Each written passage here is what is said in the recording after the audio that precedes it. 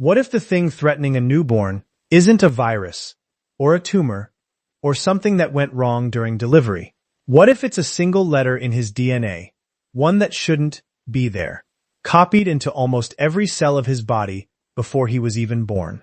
And what if the only way to give him a chance is to do something medicine has spent decades talking about, but has almost never had to pull off under real-world pressure? Change that letter inside his body while he's still growing. The first days after a baby is born are usually small and ordinary. Feeding schedules, sleepless nights, a name said out loud enough times that it starts to feel real. In the hospital, you hear the soft rhythms of monitoring equipment, but most families never have to learn what those numbers mean.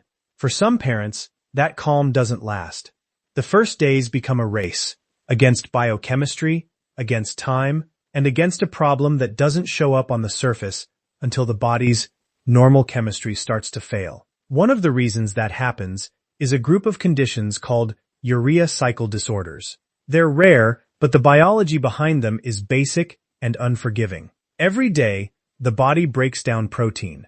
That's normal. Protein is in food, and it's also in our own tissues. When proteins are broken down, nitrogen is released. Nitrogen has to be handled carefully, because in the wrong form, it becomes toxic. The body's solution is the urea cycle, a set of chemical steps that converts excess nitrogen into urea, which can be safely removed. When that cycle breaks, nitrogen doesn't just build up. It gets converted into ammonia in the blood. And ammonia is especially dangerous to the brain. In severe urea cycle disorders, ammonia can rise quickly, particularly in newborns or during common infections, and the consequences can become life-threatening. One of the disorders that can cause this is carbamoyl phosphate synthetase 1 deficiency, CPS1 deficiency. CPS1 is part of the very first step of the urea cycle. It's a critical start button. If that first step doesn't work, the rest of the cycle can't do its job, and ammonia levels can climb fast. In severe cases, this can become life-threatening early in infancy. This is where the story stops being abstract. In 2025, doctors at Children's Hospital of Philadelphia and Penn Medicine reported treating an infant, publicly known as KJ, who was born with severe CPS1 deficiency. The treatment wasn't a standard drug. It wasn't something already sitting in a hospital pharmacy. It was a CRISPR-based therapy custom-built specifically for KJ's mutation. That detail matters, because it changes what medicine looks like. This wasn't, here is the approved treatment for this disease. It was closer to, here is a blueprint, being drafted, tested, manufactured, and delivered on a deadline, for one child, because there isn't time to wait for a traditional development path. KJ spent months in the hospital, on a restrictive diet, one designed to limit the nitrogen load his body would have to process. Then, between 6 and 7 months of age, he received his first dose of the bespoke treatment in February 2025. Over the next few months, he received additional infusions. If you've ever watched an IV drip, you know how ordinary it looks. Clear fluid, quiet tubing, no visual hint that anything extraordinary is happening. But the ambition behind this infusion was anything but ordinary. It was attempting to correct a disease at its source. The DNA instruction that caused the CPS1 enzyme to fail. That idea, fix the typo, sounds straightforward when you say it quickly. The reality is that everything about it is hard. A single letter change in DNA can be catastrophic, but it's buried inside a codebase of billions of letters. Even if you know exactly which letter is wrong, you still have to reach it inside the right cells. And you have to do it safely enough that the cure doesn't introduce a different problem. And KJ's case adds another layer.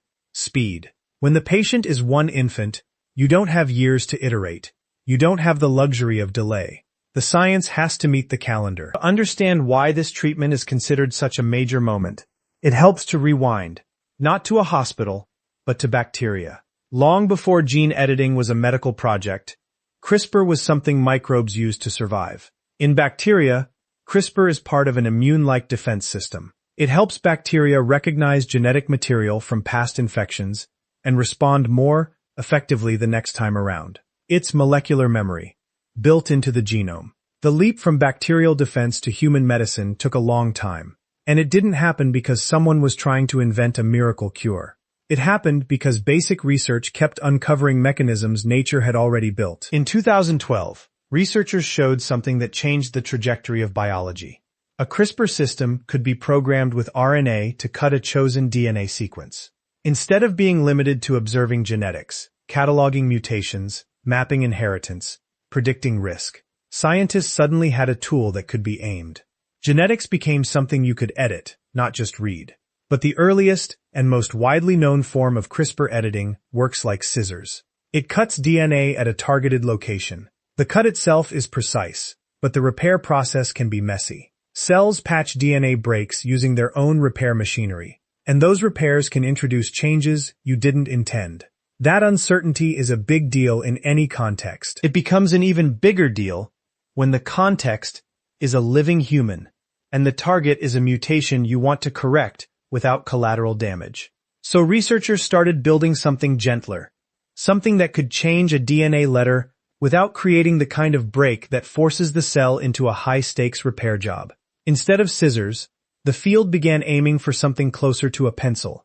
That line can sound like a metaphor, but it describes a real shift in engineering. Base editing is a CRISPR-derived approach designed to change one DNA letter into another without making a full double-strand break at the target site. One major type is adenine base editing. Reported in 2017, it can convert an AT base pair into a GC base pair, effectively rewriting a single character in the genome's text. That may sound like a tiny change, and on one level it is. For diseases caused by a specific single-letter variant, it can be the difference between a working protein and a broken one, between an enzyme that keeps ammonia under control and one that can deny and start the urea cycle the way it needs to. Base editing also depends on something CRISPR has always depended on: targeting. The editor doesn't just wander the genome hoping to stumble onto the right spot. It gets guided. The address label is a guide RNA, a short RNA sequence that matches the DNA near the target, directs the editing machinery there. In everyday terms, it functions like coordinates.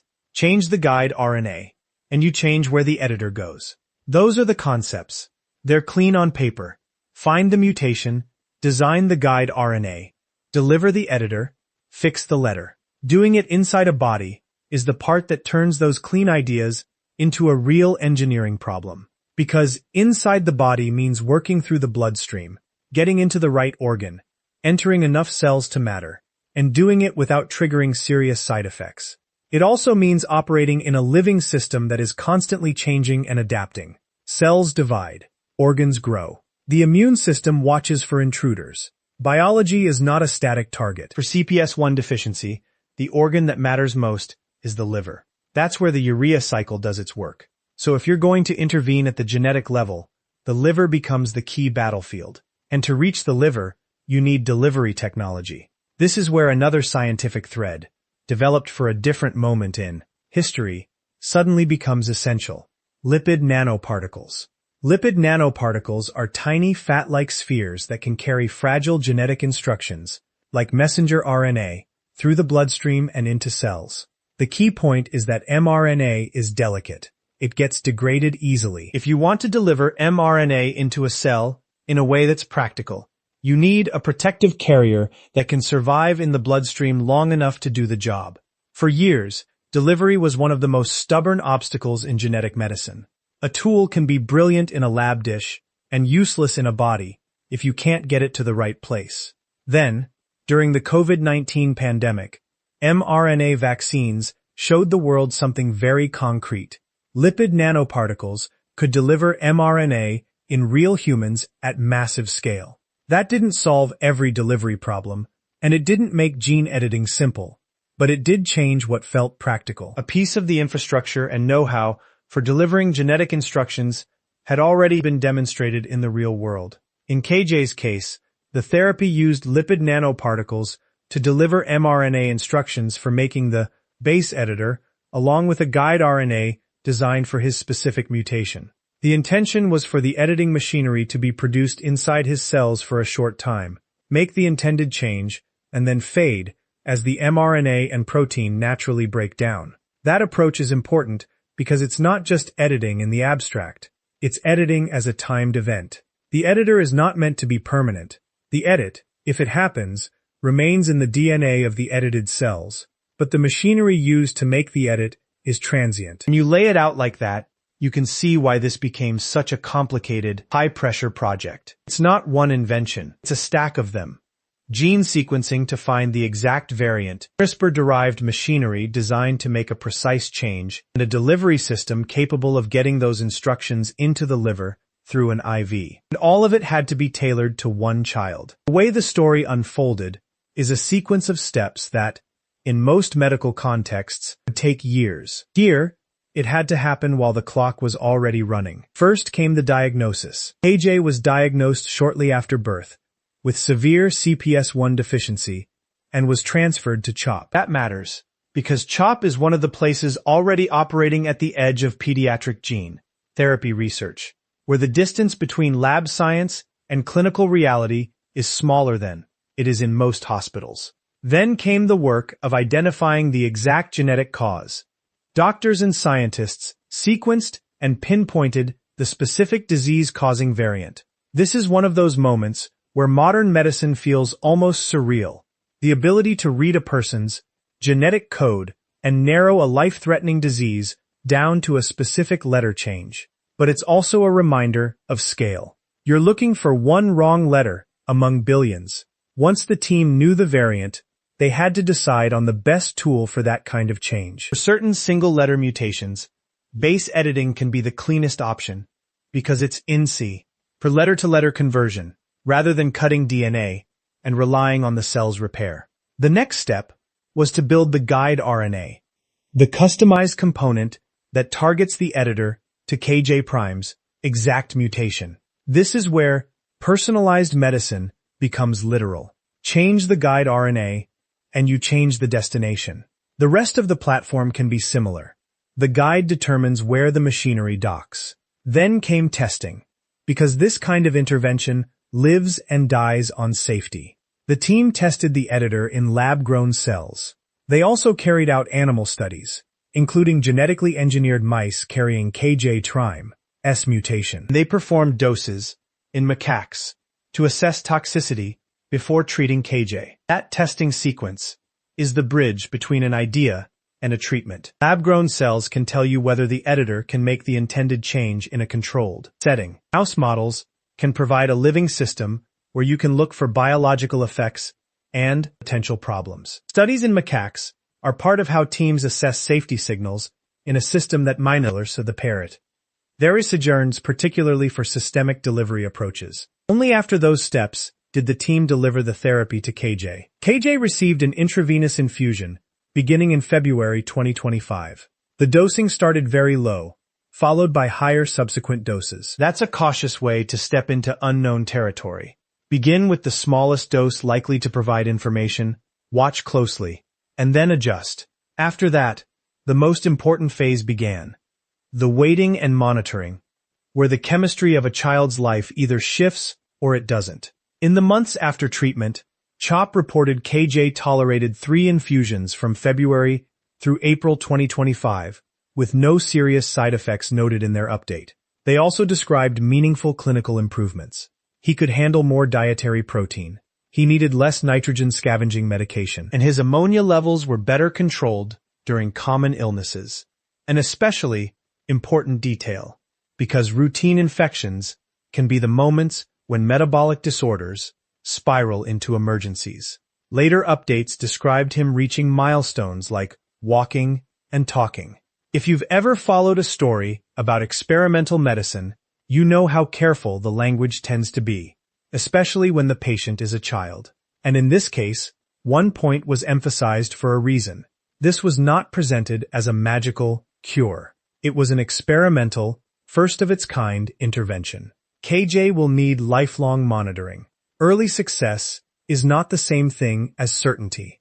That's not just legal caution.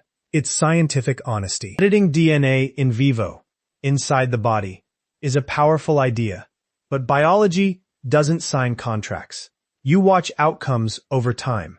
You look for late effects. You track growth and development. You keep measuring the things you can measure. And that leads to another reality that doesn't fit neatly into a headline. Sometimes the most definitive measurements are invasive. In a fragile infant, certain procedures may carry risks that outweigh the benefit. One of the questions people naturally ask is, how many liver cells were edited? In some situations, the best way to answer that might involve invasive sampling that may not be justified. So you're left with a blend of what you can observe clinically: diet tolerance, medication needs, ammonia control during illness, and what you can infer from lab values and medical course, all while recognizing the limits of what can be measured safely. Even with those limits, KJ's case landed hard in the scientific community, and far beyond it, because it suggested something more than a single rescue story. It pointed to a possible new way of thinking about rare diseases. The standard path for drug development is slow by design. You develop a therapy meant for many patients. You run large trials.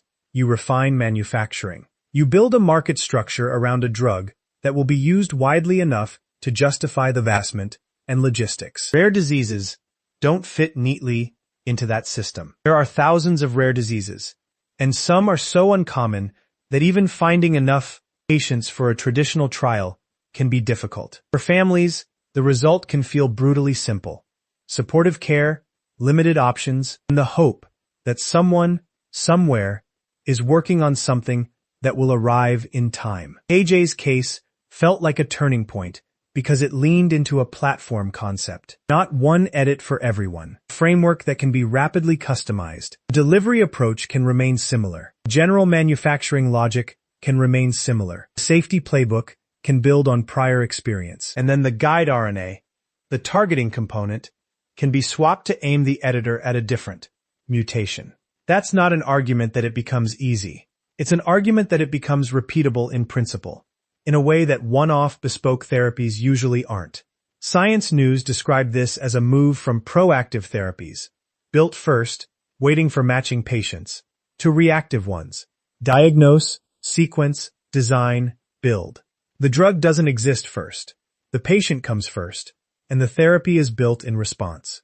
There's also infrastructure forming around the idea that, if this is going to happen safely, it needs shared tools, standards, and data, not just isolated hero projects. NIH's somatic cell genome editing efforts have explicitly focused on editing non-reproductive somatic cells, changes meant to affect only the treated person, not future generations.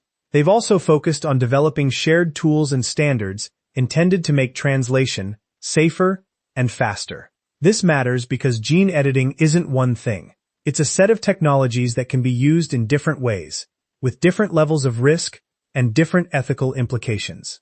In the here and now of medical research, gene editing is being developed across many areas, from cancer research to genetic disorders. Base editors are also being explored for conditions like high cholesterol. Those efforts form a broader context. This is not a one-off trick. It's an expanding toolkit, with different teams tackling different diseases and delivery challenges. KJ's case, though, highlighted something unusually practical. In vivo gene editing can be individualized and delivered systemically, through an IV, rather than only through cells edited outside the body and then returned to the patient. That distinction is important. Some therapies involve taking cells out, editing them in a controlled environment, then putting them back. That can work well in certain situations.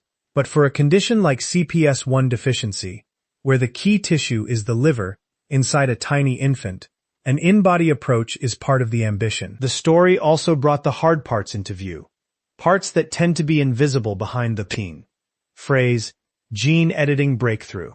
Manufacturing speed, for one. Building a therapy to a clinical standard is not the same as building something for a lab experiment. When the therapy is tailored to a single patient, timelines become their own constraint. Safety testing under pressure is another. The team tested in cells, in engineered mice carrying KJ's mutation, and in macaques to assess toxicity. That sequence reflects the seriousness of editing in vivo and the need to look for risks before dosing a child. Regulatory pathways also come into play. Traditional drug approval processes are built around therapies intended for large groups. When you're talking about N of 1 treatments, therapies essentially designed for one person, regulators and clinicians still need a framework to weigh evidence, manage risk, and decide what's ethically justified. And then there's the reality that some questions simply take time. Even if early clinical improvements are meaningful, long-term outcomes require long-term observation. At this point, it's worth addressing something that almost always shows up when stories like this reach the public. When many people hear doctors edited a baby's DNA, they immediately picture the darkest version of that sentence: designer babies, edited embryos, traits selected and passed down, a permanent change to a family line.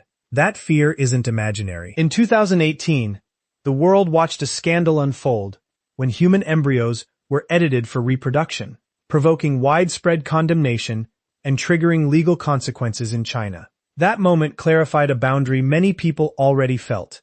Changing future generations is ethically different from treating a sick person. KJ's case sits on the other side of that line. This was somatic editing, targeted to the liver, designed to help one child's body process ammonia more safely, and framed as affecting only him, not his descendants. That doesn't mean the ethical questions disappear.